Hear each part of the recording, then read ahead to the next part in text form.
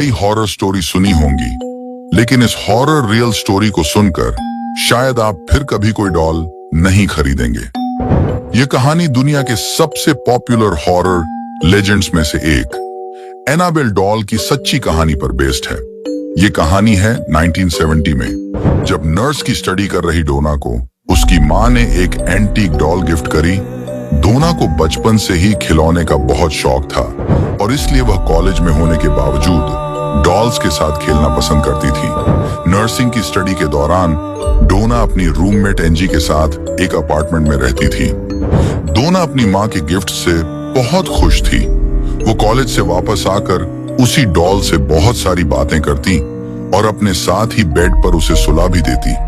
कुछ दिनों बाद एक बार जब वह कॉलेज से वापस आई तो डोना नहीं देखा कि उसकी डॉल बाहर सोफे पर पड़ी है, लेकिन जहां तक उसे याद था वह डॉल को अपने बेडरूम में अपने बेड पर ही छोड़कर गई थी। जब डोना एंजी को बताई तो एंजी ने कहा कि उसने भी ये नोटिस किया है, ये डॉल अपने आप एक जगह से दूसरी जगह आ जाती है। दिन के बाद से वो दोनों गौर से उसे डॉल के मूवमेंट्स पर ध्यान देने लगे हैं।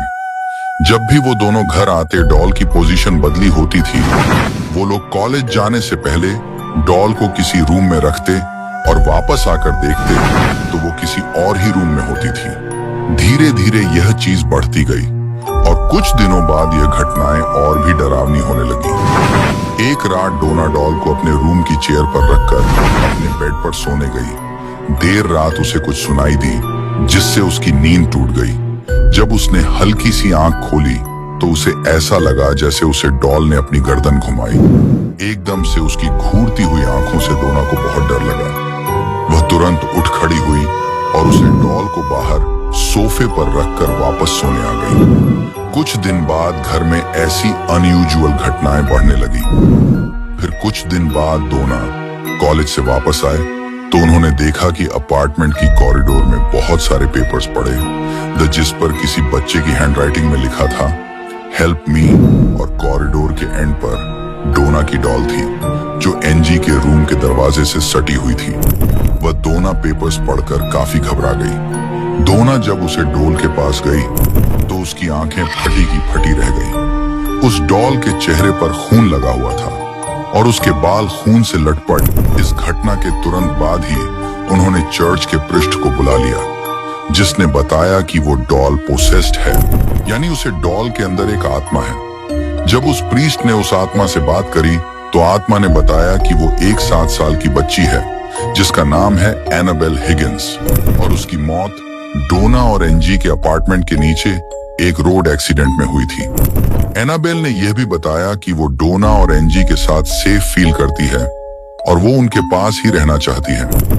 डोना और एनजी को एनाबेल की कहानी सुनकर दुख हुआ और इसीलिए उन्होंने उसे अपने साथ रखने का डिसीजन लिया। दोनों को लगा कि 7 साल की बच्ची किसी को क्या चोट पहुंचाएगी, पर डोना को यह नहीं पता था कि उसकी बात जल्द ही गलत साबित होने वाली है। एनजी का एक बॉयफ्रेंड था जो कभी कभी उनके अपार्टमेंट में रहने आता था।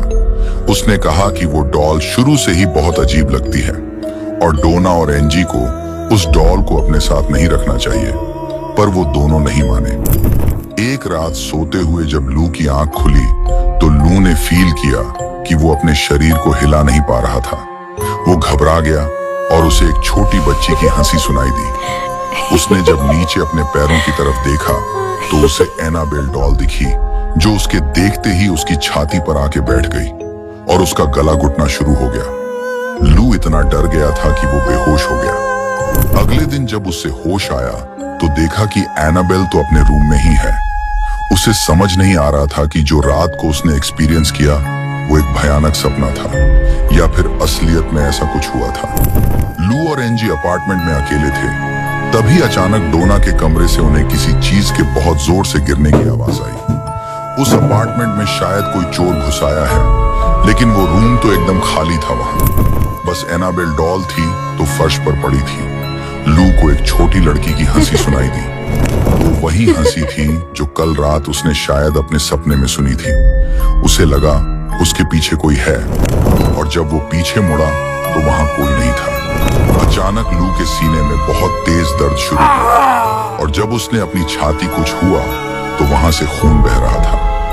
इतने में एंजी वहां आ गई और उसने देखा कि लू की बॉडी पर किसी के आड़े टेढ़े नोचने के निशान हैं। इस हादसे के बाद डोना और एंजी को लगा कि ये चीज बहुत बिगड़ रही है और इसीलिए उन्होंने मशहूर पैरानॉर्मल इन्वेस्टिगेटर लॉरेंस और एड वॉरेन की मदद ली। इन्वेस्टिगेशन के दौरान उन्हें पता चला कि उस डॉल के अंदर कोई 7 साल की बच्ची की आत्मा नहीं, बल्कि एक शैतान है जो बच्ची होने का नाटक कर रहा था और उसका मकसद प्यार पाना नहीं बल्कि डोना के शरीर पर कब्जा करना था। वॉरेंस ने उसे घर का एग्जॉर्सिज्म किया।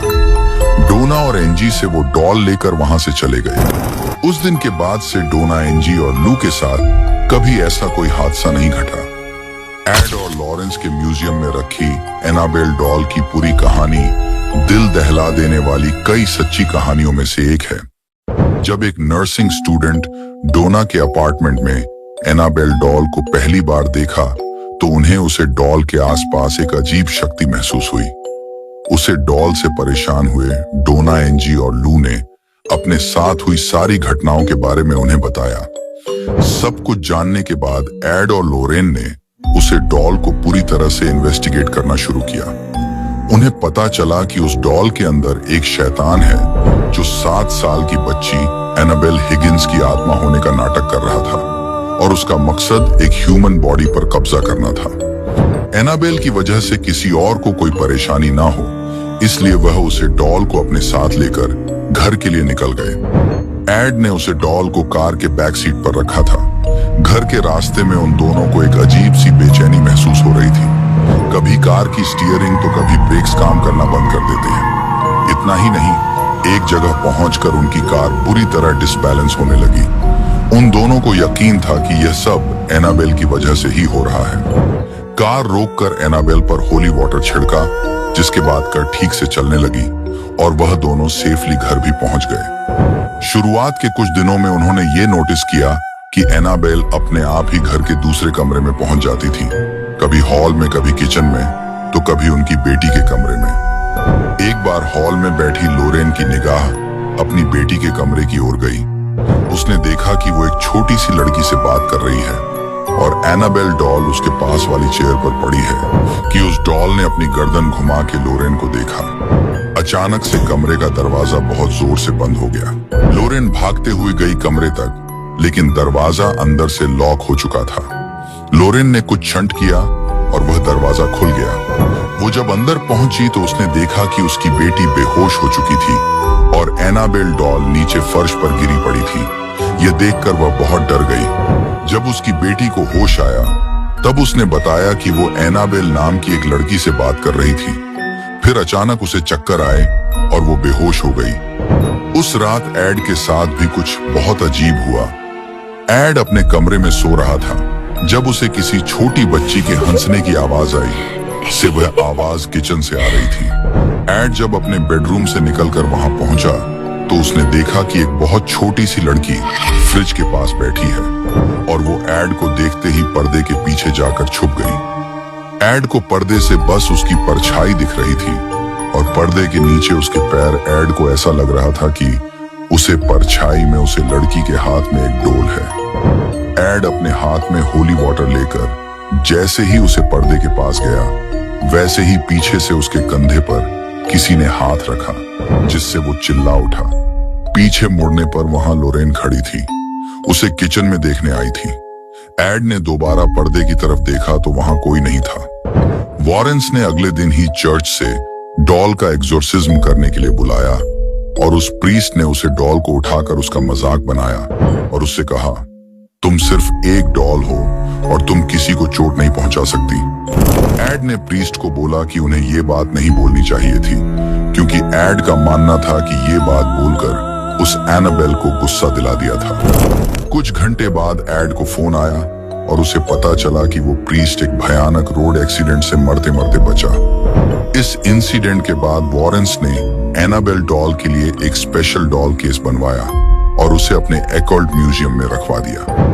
वॉरेन जिंदगी भर काफी सारी अजीबोगरीब चीजों के बीच रहे, लेकिन एनाबेल उन सभी से बहुत ज्यादा भयानक और डरावनी थी, चाहे कोई भी इंसान क्यों ना हो। वो उसे किसी भी हद तक चोट पहुंचा सकती थी। इसीलिए वॉरेंस ने हमेशा के लिए उसे एक वुडन लॉकर में